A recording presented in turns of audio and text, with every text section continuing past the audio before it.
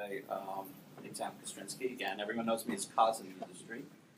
Today we're going to look at new investment vehicles that hedge funds and institutions are looking to invest in, some of which we know are unregulated. Just a little background on me. I started my career back on the exchange floor in the 80s. They handed me a black pad, a red pad, a rubber band, and a pencil that said catch trades. That's where we were back then.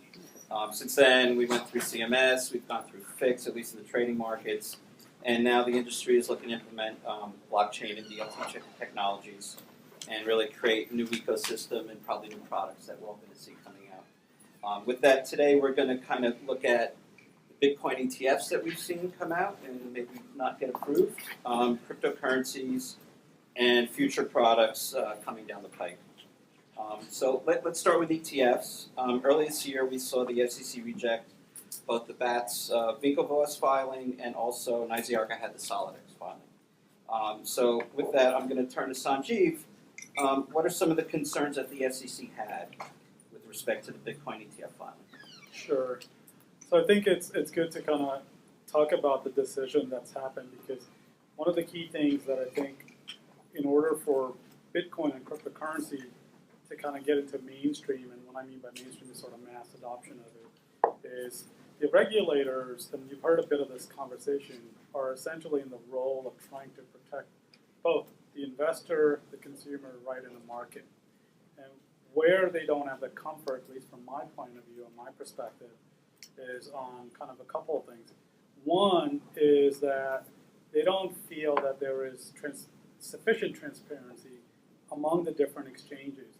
And so what I mean by that is if a particular cryptocurrency is traded on 5 different exchanges, how is the particular price on those exchanges coordinated, or what is the price discovery mechanism, right? In order for them, for the investor to feel comfort level that the price is not being manipulated.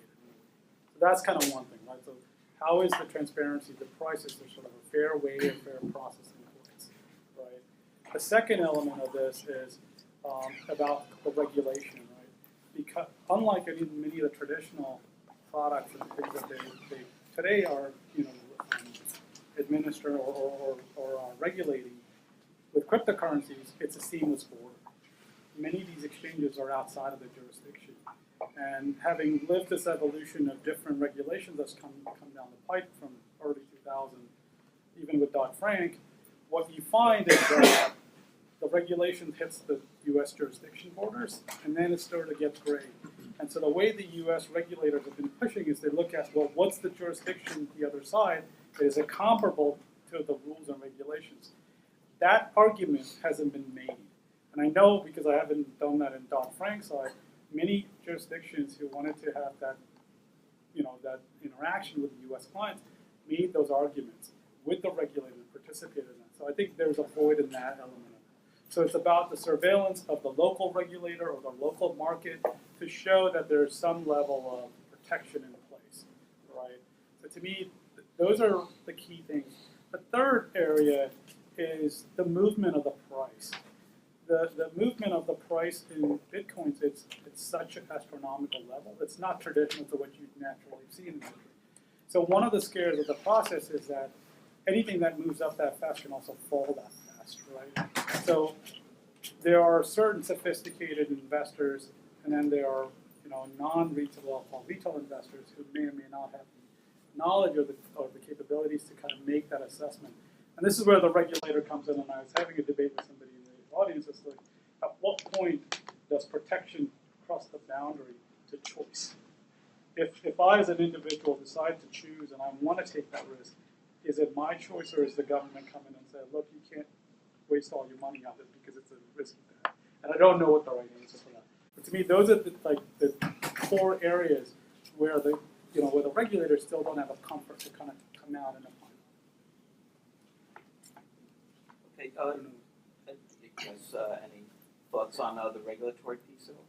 I think that's a pretty I know one of the things that stood out from reading the filings, the responses, was that they were really concerned that there's really no regulation of the exchanges, and there's no authority looking into the exchanges. I know that was one of the pieces that they kind of brought up there.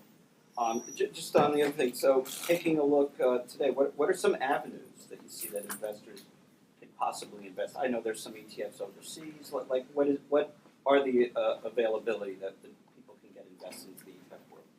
Yeah, so I mean, with respect to kind of vehicles out there for investing in cryptocurrencies, I think the most natural one that I see is because cryptocurrencies are so easily accessible, anyone can kind of pick a particular exchange, open up a wallet or register themselves and purchase, with US dollars. Most likely that's I presume the easiest currency to buy them. You can buy them with other currencies and so, but and just purchase it in the open market, right? That's almost as easy. It's easier to do that than probably to get a credit card account open and so on. Like, you get online, you open up an account, and you open a wallet, and you fund the wallet either with your debit card or a credit card or funds, and you can purchase your coins. I actually did that this morning on the train in, because we were talking about this at work yesterday, and I came out and I was like, let me just see if I can actually do it in my 20-minute train ride in, because I did it with Vanguard the other day. I had to give them my social security and everything. I opened a bank coin account today, and it took me literally 20 minutes, and I funded it with my debit card there and then on the train coming this morning. Super easy. And so to me, for a retail investor, this idea of accessing, that market, the cryptocurrency market, is pretty easy. There's a difference to it. Now, is it, the selection of which exchange and which price and sort of which cryptocurrency you want to buy requires some, sophistication and process. So then you've got the other side of the spectrum where you have, let's say, the more high net worth individuals and folks like that are trying to invest in a larger sum. So the question becomes liquidity, right, at that point. How do you buy a significant portion of an asset, let's say it's a Bitcoin, which is capped at this point, right? So you have to find sellers if you want to buy a significant portion of it. And so how do you find those sellers? And to me, this is where, right, you can either go through a hedge fund who can help you determine that so that they can manage that price for you and help you accumulate those things, right? Now, in the public market, or what I'll say in the exchanges, as you see, like the ETFs are still in the process of being reviewed, right? What I believe is that there are some ETNs, which is exchange traded notes. They are issued in the European market. So there is a product that's out there like that. I believe that the CFTC is also evaluating Bitcoins to look at a particular, from a futures point of view, to see if there's a particular future. And I think that will go a long ways in allowing Bitcoins to be adopted by institutional investors and even money managers. Because today, one of the challenges, as I look at it from my own background of managing a portfolio, is that I have only one exposure, long only, right? I don't have a way to hedge it other than to find a seller for it. In a market that's on a rundown, I don't have a way to hedge myself out, so I'm just exposed to it, to the liquidity in the exchanges that I've got. So the only other access is, how do I get and tap into all the different exchanges? There's, I don't know, count maybe like 40, 50 different exchanges that are out there globally, right? So I either have to link in and figure out how I then liquidate positions if there's things going on in the manner. They're not really interconnected. And so to me, if there's a product or something out there that allows you to manage it, that will bring more players in this market in a sense. There is the Bitcoin Investment Trust as well. I think GBTC. I mean, the issue with that obviously is that there's such high demand for actual regulated products that it's trading at a ridiculous multiple to its actual underlying value. So I don't know who really wants to be buying Bitcoin at a 50% premium, but it's 300% premium. I mean, crazy, right? So. You could almost hedge that, right? Like, you want to buy it in the market and sell it to the. But that might be some of the challenge. It's being able to hedge part of the issue. Well, to me, that's what I think. I think, in order for it to be adopted, right? Like, if I'm managing someone's money, and my first prudence that I need to figure out is in a bad turn on the market or in that currency, how do I protect that client's money? right? I don't have a vehicle. So I, as a fiduciary duty, don't want to necessarily manage someone's money if I can't figure out how to manage that risk for them, because that's what I'm providing them, right? Otherwise, I'm just giving them exposure. And to me, in that sense, look, it's easy enough for you to buy it. If you want to pay me a fee or whatever to purchase it on behalf of you, I'm happy to do it. Yeah, I think the issue with that in particular is that it's very hard for just retail individual investors to buy large amounts. And so if you're dealing with, 5,000, 10,000, maybe that works, but higher amounts is very difficult. Right, so we were gonna be a little more informal here. So figured we'd open up before we move on to cryptos, maybe a couple of questions from the audience that maybe you want to ask here the panel. Anyone? Don't be shy. Yeah. Can you discuss tools you're using to actually manage the Bitcoin and actually be able to watch and see track balances? Well, I don't know if any of us up here are actual managers. We work with the managers. I think that would probably be a question for the managers, and what tools they utilize on the various exchanges and that sort of thing. There's a company called Economy, ICONOMI, and they have a portfolio. It says 92% of the crypto market is in that portfolio, and they put that together. Any kind of comments about what that's all about? Because I see you shaking your head. You know of that, right? Yeah, I don't know about that. I mean, I don't know specifically about them, but I mean, they're like one of the things about the difference, like for example, from an ETF or an ETN is just that, right? With an ETF, whatever fund you have, they are associated to the underlying instrument, which would be different. On an ETN side, you may or may not have direct exposure to that asset. You might have a swap, you might have something else that ultimately turns into that asset, and that's what I see that instrument being. It's a much more levered instrument potentially, right? Well, I don't know the instrument that I'm talking about? Yeah, that's from the characteristics of what you're mentioning to me. That's what it sort of seems like.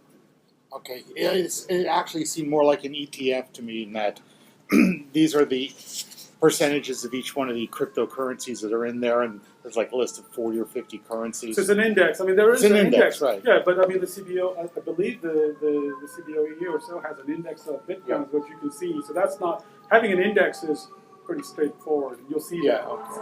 I mean, that's another way of prices grow. Like many of the exchanges show you prices of different currencies and different things very easily. The challenge is, if you have, let's say, take the top 10 exchanges, if you just look at even Bitcoin or Ether, you'll see very different prices in it, right? So, for example, I was on it yesterday, and I looked at it at the Ether. It was down. I couldn't put an order in. So that's something like the SEC would look at and say, if anybody participated on the Facebook IPO, I don't know if they were. I did too. I did as the IPO.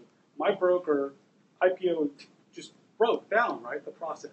So it was in limbo. I couldn't put an order out to cancel it. I couldn't put an order in to cancel it. I went back. I called the broker up and was like, well, it's frozen.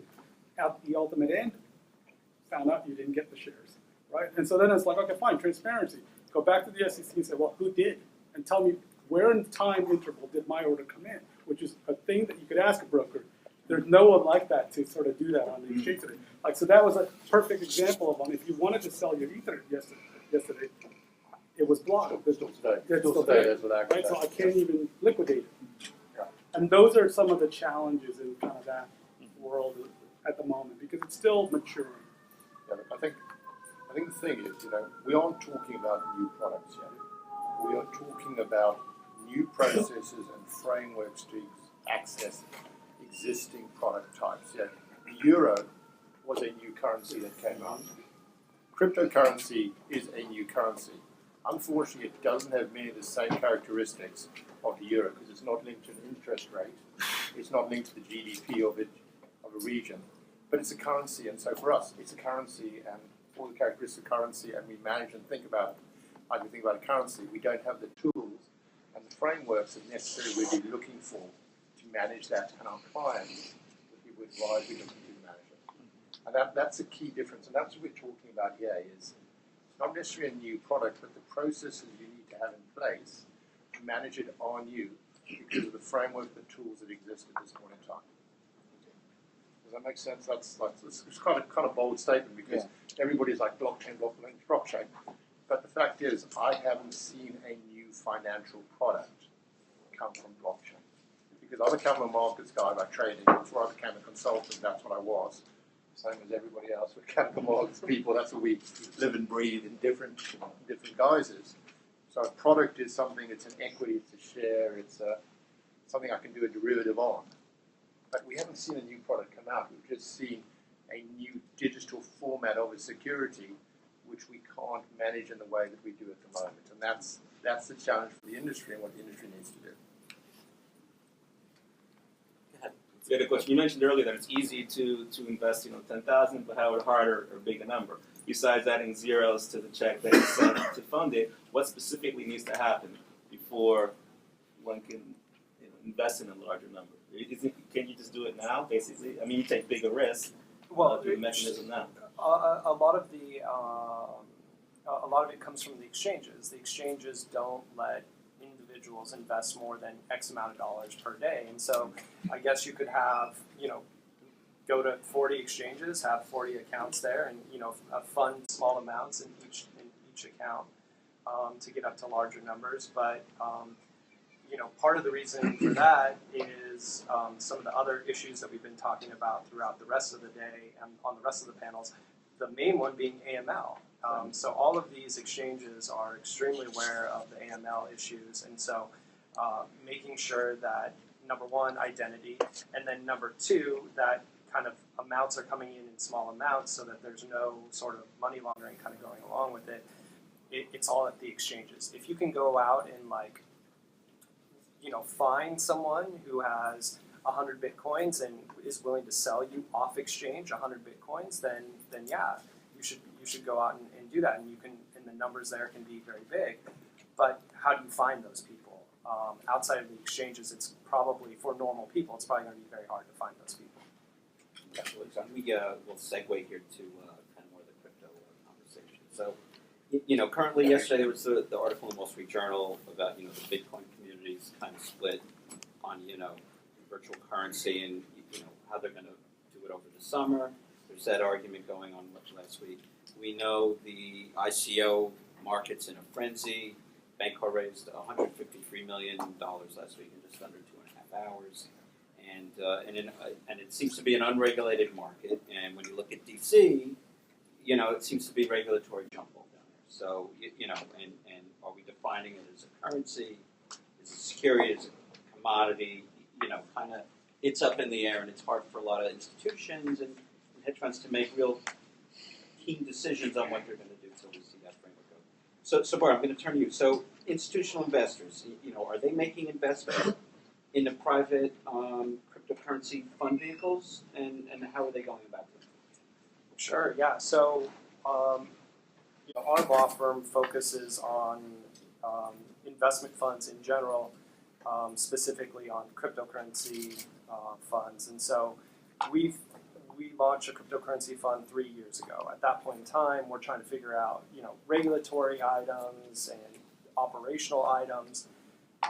And at that point in time, institutional investors were not investing. And for the most part, it was, risk takers, certain high net worth individuals who wanted to kind of dip their toes in the water, that sort of thing. The amounts being invested in these funds were very small at the beginning. Over time, as more exposure has come to the industry, you are starting to see new investments trickle in, and I would say that new investments trickled in until about the beginning of this year. Then at the beginning of this year, for whatever reason, probably the huge spike in prices, you start to see more and more sniffs from VC investors and family offices, high net worths, that sort of thing. Over the last couple of months, we've seen a lot of our clients have bigger chunk investments from more institutional investors, so bigger VC firms, most specifically. What we haven't seen are the very large pension plans come in yet. So, CalPERS or any of the state pension plans or anything like that. We haven't seen those sorts of investments come into our clients. What you are seeing, again, though, are those VC funds and family offices. All right, so next follow-up question. What do you think are the most important legal and regulatory and also operational issues that the private cryptocurrency fund managers are looking into and concerned with? Sure, yeah. There's a ton of all of that. Could it put it like top 2 or 3? How would you? So what interestingly enough, from the institutional investor side, we're not seeing the requirements and controls in place that we would for, say, a normal securities-based hedge fund. So, like, you know, custody is a huge issue normally for regular hedge funds. Custody in the cryptocurrency hedge fund context it doesn't kind of really fit right now, at least. You know, custody for most of these assets are either on exchanges or in cold wallets, and then with the manager kind of doing some sort of safekeeping protocols around their cold wallets and, you know, storage offline. So the custody issue is surprisingly one issue that the institutional investors have not come back and, you know, wanted to know about. We have seen institutional investors ask about general compliance programs, Foreign Corrupt Practices Act, more general normal investment type requirements and not focused on the crypto space. So we think that over time, as these institutional investors really start to know what are the risks of these funds investing in this space, then we'll see them start to ask for more controls around areas like that. So I think the custody is a big issue. On the kind of just terms that the managers are really concerned with, the biggest one is liquidity management. So when can investors take their money out? It really, I would say that like any normal fund manager, it kind of just depends on their strategy. So some managers maybe are only in super, super small tokens. Some managers, maybe they only invest in ICOs, and some of these ICOs have lockup periods and that sort of thing. Maybe some managers are only in the majors, so Bitcoin and Ethereum and, you know, a couple of others. So you've got different liquidity. You've got a liquidity spectrum, and it just kind of depends on where the manager is on that liquidity spectrum for them to decide when do they allow investors out. And what we've seen, kind of the notable thing that we've seen is that managers in the crypto space tend to allow less liquidity than just normal securities-based hedge fund managers. So that's been pretty interesting. And then one final thing on the regulatory side is obviously the pink elephant in the room is what are cryptocurrencies? Are they currencies? Are they securities? Are they something in between? Are they something totally different? And you know, I have this conversation literally on a daily basis with managers. I say to managers, look, if you're investing in 20 tokens, the odds are that if not now, then at some point in the near future, at least one of those tokens is going to be deemed to be a security. And if it's deemed to be a security, then you as a manager to a fund are deemed to be an investment advisor. And so you either have to deal with the investment advisory regime at the SEC level if you have 150 million, or if you have less than 150 million at the individual state level. Now, individual states a lot of times have exemptions from the registration regime, so a lot of managers are able to kind of like step out of being regulated, but we'll see where that goes. Are they avoiding it, maybe? Well, it's by taking a certain amount of funds, making sure they're under the threshold? well, so in either event, if you're not registered with the SEC, then you're going to be subject potentially to state regulation. a lot of the states have the exemptions, and so the manager has the choice. Do I want to register with a securities commission that only knows stocks and bonds and doesn't know anything about cryptocurrencies, and kind of go through the whole back and forth question with them on that, or do I want to avail myself of an exemption and kind of wait it out until a regulatory structure has been put into place? Can I ask you a question? Please. I was just going to say, let's open up to a couple questions again. Can you comment on if the funds are the style, let's say, of a hedge fund or a private equity or some hybrid of it, on where we stand, and also where the compensation scheme for managers are?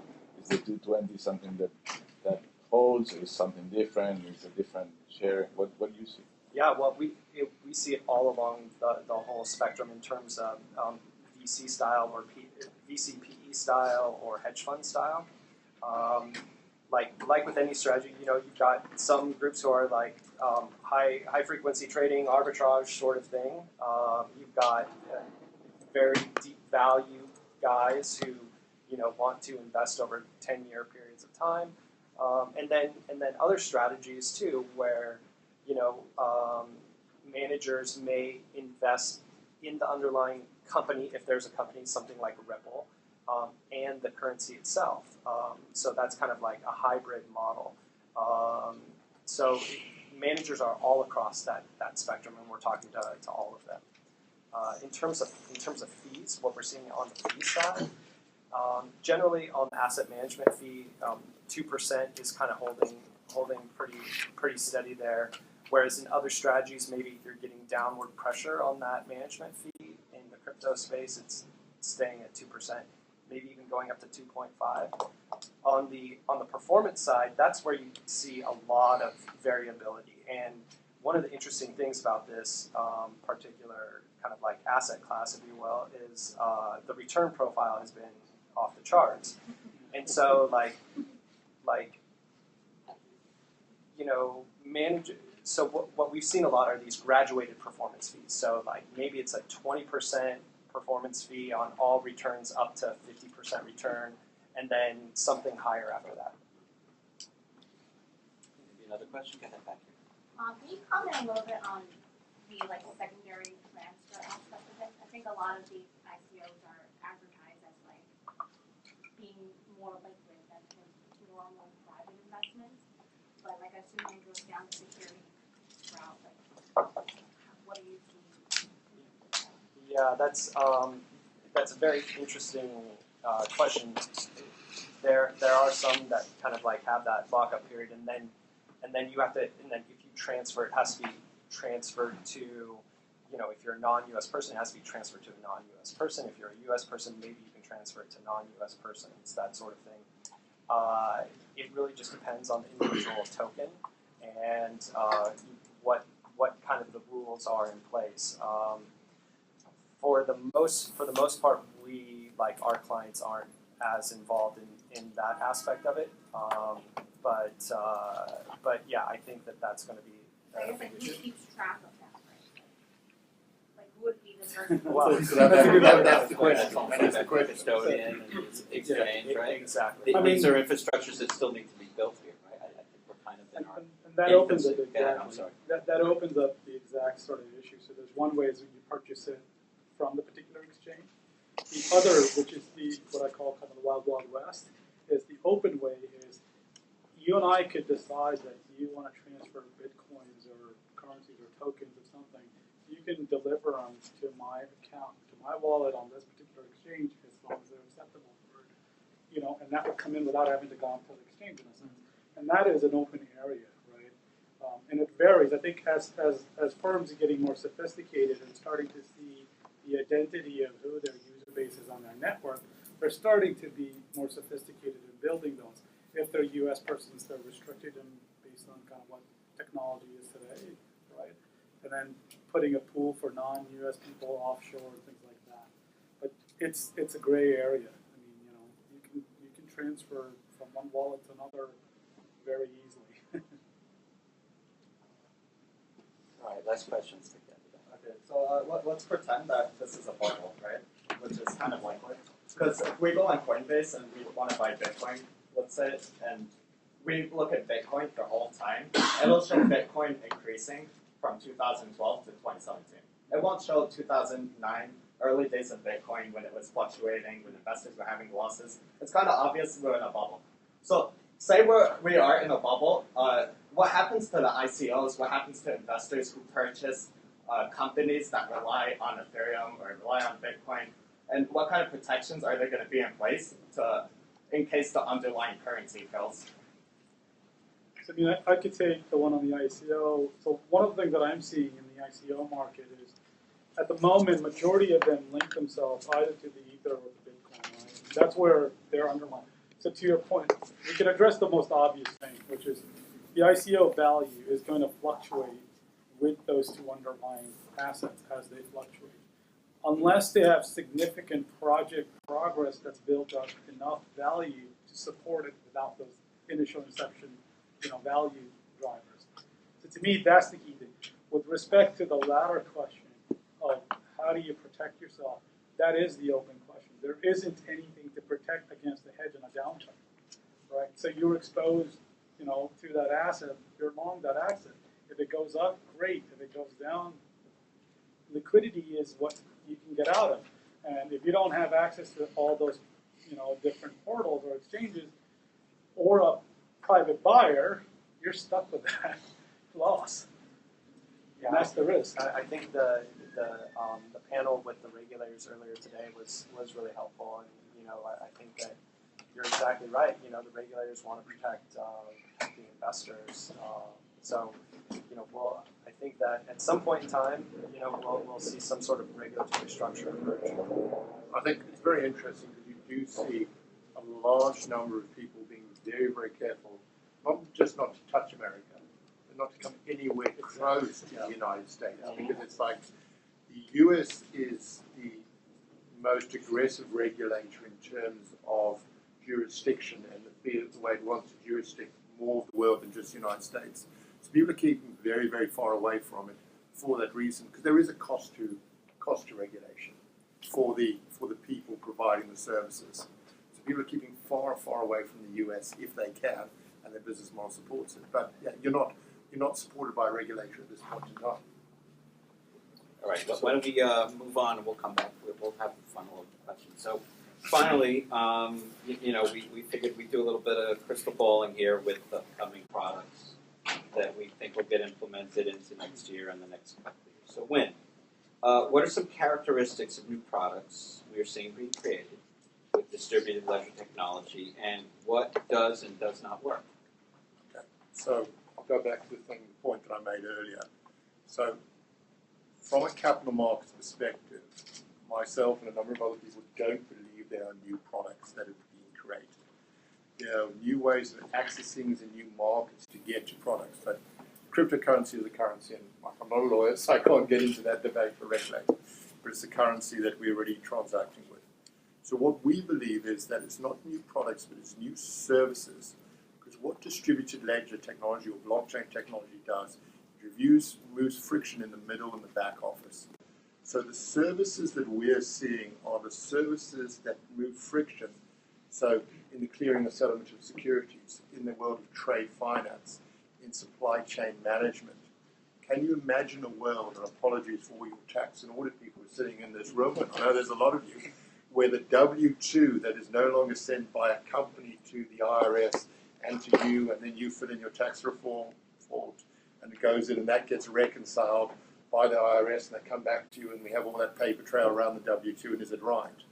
So what we see, we believe, it is areas where the friction in the market is, that we are going to see these new services / products being created. So will there be a distributed ledger technology solution for filing your taxes, whether your company sends one version to the W-2 and you use that same W-2 to file your taxes, and even take it to the next level where you actually pay your tax on that dollar as it gets sent to you. And that's all kept in the distributed ledger technology. That is where we see the new products and the new services coming from this technology. We haven't seen a new type of financial product come out Wait, can I challenge that a little bit? I mean, what about these tokens that are being issued? I get all the blockchain and the DLT, and that's a very different use case than what we're seeing in the token market right now in these ICOs. So I agree. So what is the token? What is the underlier from the token? The token is a digital representation of a security or of a currency. So it's a digital representation of an underlying asset. Yes, and a right to use something as an asset. Yes. So if you sitting there from Not always though. I mean, there's where it's just like ownership, but a more liquid, liquid representation of ownership. It's not always associated with a service. No, so what I'm saying is, if I look at it from my perspective, from a capital markets perspective, yeah, and you're saying, so what is the token? Yeah, so give me a very specific example. I don't know. I mean, I look at any, most of the. I can't offhand. What's that? An easy way. Resale and storage. Sorry? Like one of the tokens is pre-sale of the ability to use their platform, they're being able to use storage. Okay. Right, so that's so there is, so storage, there is a value to that storage. Yeah, I could do a future contract to get into that. So what I'm saying is, it is a new representation of an underlying asset. It's a derivative in some way of an underlying asset. And it's a new way of doing it. A token is not a new product. It is a representation of something which has value. It's the digitization of it, right? Because So the reason I couldn't think of, I've been in this space for 4 years. The reason I couldn't think of an example is because a lot of the more attractive examples, or the ones that have done well, are associated with a service or a product, including the storage. There is another category, which people think are going to could replace venture, and it's just the pure ownership, but a lot more liquidity in that ownership. So than pure most ownership VCs have. of. So that's the category I'm. So pure ownership of what? The underlying, the company. Well, let me see. Are you going toward? That's more liquid than what's existing. And I agree, and that's exactly what a derivative market and the capital markets market does. It gives liquidity to something which is potentially illiquid. So Indonesian rupee is a restricted currency, and the Malaysian stock exchange is a restricted stock exchange. You can only have international ventures, I think it's 20% of the market. There's a number of exchanges around Yeah, the world. so, however, I can buy multiple derivatives which give me exposure to the Malaysian exchange and give me more liquidity than that exchange really happens. So that's what I'm saying, and it's this thing that says, yes, there are all these new products there, but they are versions of existing products, and they are going through a frictionless environment which makes them more attractive than potentially the environment that we have at the moment. But then there is a question, and this is going back to exactly what we were talking about before, is how do people access these? And does everybody have access to these products? And the reality is, because of the way the market infrastructure or lack of market infrastructure is set up at the moment, it doesn't exist. So what we think at my firm is that it's the production of services using this technology which is going to add the most value, and that those services are the products that people are going to be buying and having value to in the future. Let me see if I can answer your question in a different way. And I think it came up in one of the panels of regulator or hedge. If you're using blockchain or distributed ledger technology outside of, let's say, currencies in the traditional sense, right? So I'll give you an example of one. Let's look at the energy sector, right? If I use solar energy as a basis, right, which any retail person can put in, I could use the blockchain technology to measure what amount of solar energy that's been collected by my panel that's on my rooftop, and I can sell that back in a way to the energy company and get energy credits, right? It's using value of kilobytes that have been collected, and then banking a credit of that I can then use or grant or gift or do whatever else, right? In that scenario, where maybe it's more confined in its parameter of a use case to a particular use case, right? That's in electricity, it might not be as well, right? Because it's not really looked at from having to go out in the retail.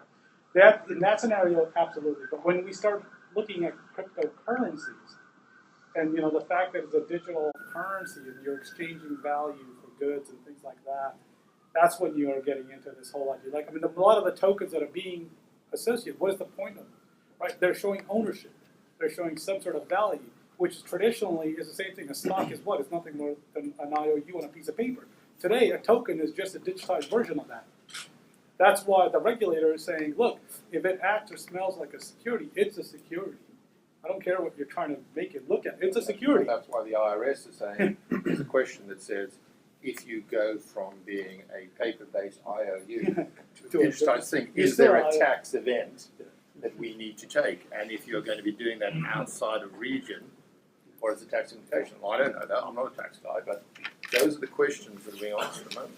So Wynn, in that regard, where are you seeing the most focus around new products now?